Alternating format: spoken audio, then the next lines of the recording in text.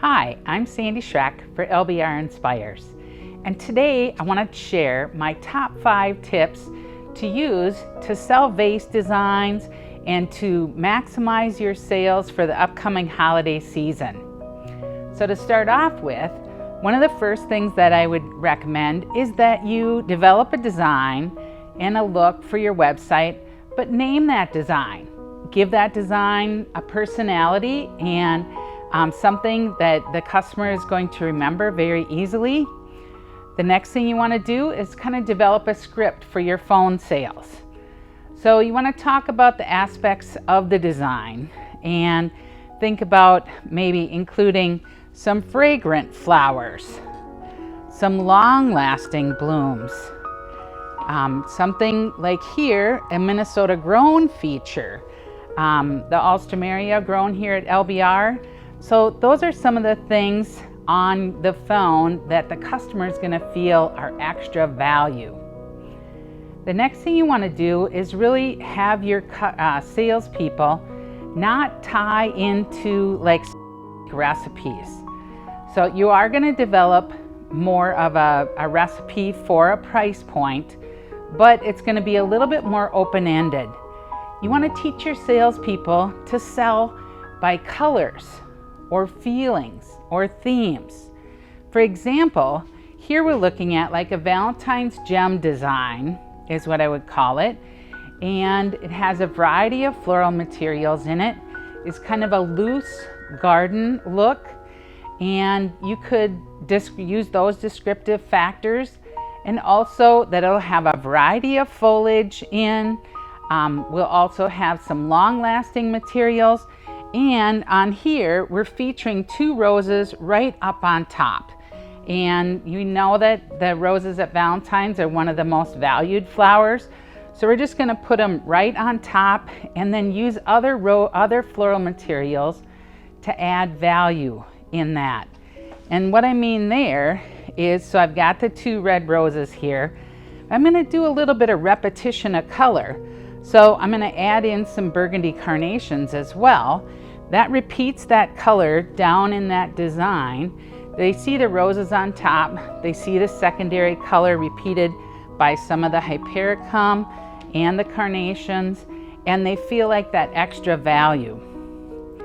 Another thing that I want to take into consideration in developing those recipes is using flowers with multiple heads. So something like a spray rose can add a lot of value, and you can talk about it having more roses in it than just the 2 roses. Efficiency on your insertions using something like an Alstroemeria that has multiple flowers on the head as well. And then some focals like the gerbs or the cremins. The cremins now come in really beautiful colors and really can add that long-lasting aspect into your designs. So as I'm developing this design for my website, I'm gonna start with a base recipe and then take that photo, then I'm gonna add something that you can definitely see that it's been added. For example, on here, like a stargazer lily, would be obvious that it would be the next price point. And make sure that those price points are far enough apart that you can see the additional value in it and be able to put an additional stem in. Maybe the highest price one is in a little bit different vase, but kind of same base recipe. Each price point, you're gonna develop a recipe, and it can be as simple as 3 types of greens, 1 type of filler, 4 novelty flowers such as Alstro or gerbs, 4 carnations, 2 cremins or stems, 2 stems of buttons, 2 roses, 2 spray roses, and figure out what that price point is. Then it gives you a little bit of leeway on coloration, but does give your designers a base recipe to shoot for on the price point, but also some alternatives that they can use. So my next tip is when they're making a design to do at least 3 at a time.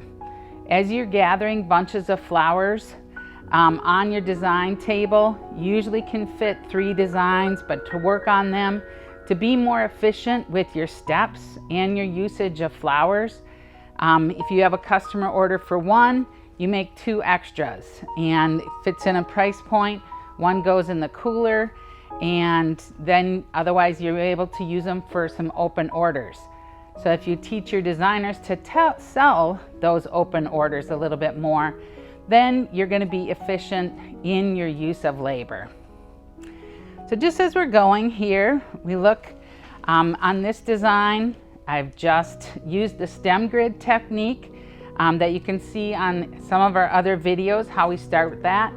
With huckleberry and doing crossing stems of those foliages, making X's in, then starting with the exterior flowers, coming across, and then lastly coming up and just filling in the middle, but putting the most prominent pieces in.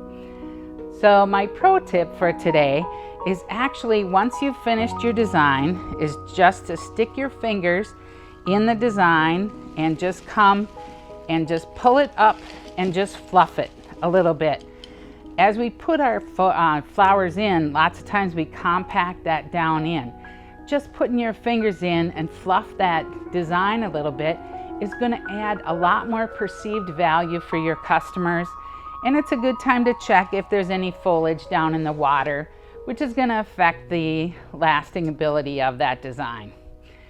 So I hope you'll take these pro tips and get out there and maximize your sales, do your design efficiently, and have a great holiday season.